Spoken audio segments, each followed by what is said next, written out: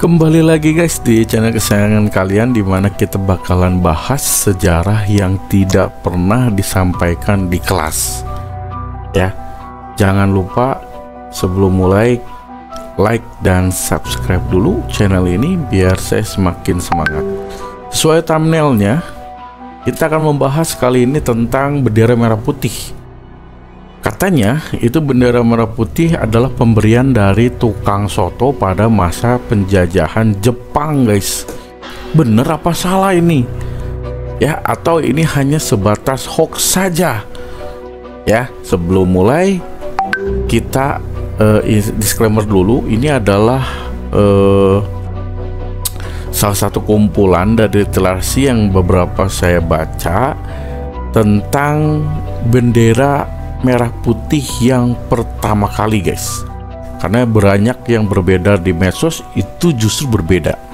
Langsung aja yang ke yang pertama guys, ini faktanya. Yang pertama, bendera merah putih itu bukan dari pedagang soto, itu hoax guys. Ya, yang beredar di media sosial adalah hoax. Tetapi seperti ini tuh tidak bisa diajarkan di dalam kurikulum, karena hanya pembahasannya tentang agresi militer 1, agresi militer 2, ya.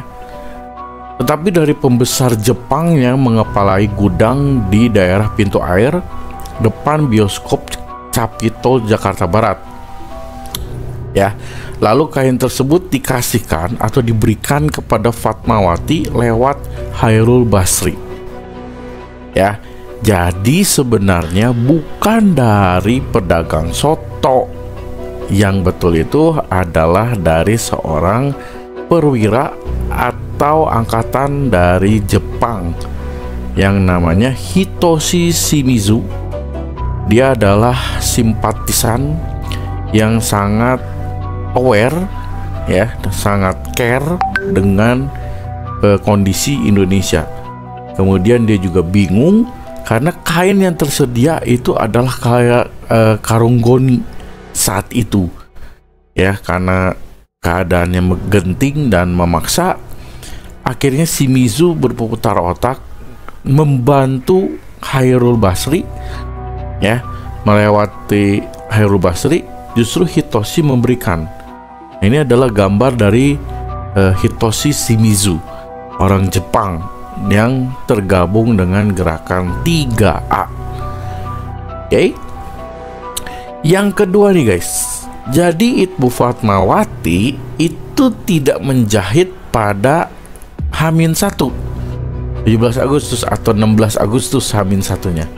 Tidak, tapi justru itu dijahit 1 tahun sebelumnya, ya.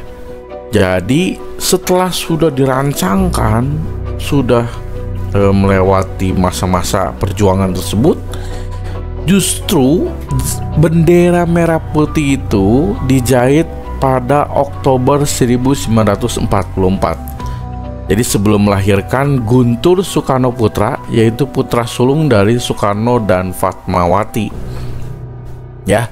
Baru 1 tahun setelahnya bendera jahitan Fatmawati itu dijahit sampai akhirnya 17 Agustus baru digunakan. Jadi memang perjuangannya luar biasa ya. Jadi memang sudah dipersiapkan dari lambang negara, ya, dasar negara, memang sudah dirancangkan sampai akhirnya itu adalah pada 17 Agustus. Walaupun si dijahitnya 1 tahun sebelumnya guys. Luar biasa, ya. Ini dia nomor 3 paling penting. Jadi setahun kemudian, ya, bendera buatan tangan Fatmawati itu dikibarkan di hari proklamasi kemerdekaan, ya, di rumahnya Insinyur Soekarno, Jalan Pegangsaan Timur. Nah, jadi memang di situ baru dikibarkan secara daulat, ya, dengan pembacaan teks proklamasi, kemudian pengibar bendera oleh Latif Hendraningrat dan Suhut. Jadi pengibarnya ini salah satunya itu, ya, yang pakai topi itu adalah Latif, karena Latif itu adalah angkatan militernya pada saat itu. Dan juga Suhud, ya Suhud. Jadi dua orang ini adalah pengibar bendera. Ini yang menjadi cikal bakal kenapa makanya pengibaran bendera itu harus 2 atau 3 orang. Ya, jadi ada yang narik, ada yang membawa, ya, ada juga yang mengibar bendera siap. Nah itu seperti itu. Jadi ini cikal bakalnya mengapa yang pengibar bendera saat upacara itu harus 2 atau 3 orang. Nah bukan 1, tidak ya, karena 1 itu pasti akan sangat menyulitkan. Makanya Latif Hendraningrat dan Suhud ini adalah saksi ya dari proklamasi. Oke, lanjut. Shimizu ya sendiri dikisahkan sebagai orang Jepang yang simpatik. Shimizu adalah perwira Jepang karena dia adalah pimpinan barisan propaganda Jepang, yaitu gerakan 3A. Ya. Kemudian ia juga ditunjuk sebagai perantara perundingan Indonesia-Jepang tahun 1943. Ya, jadi memang saat itu bukan hanya Laksamana Maeda sebagai orang Jepang yang akhirnya ya menjadi pengkhianat dari bangsanya sendiri, yaitu bangsa Jepang, tetapi juga ada Hitoshi Shimizu.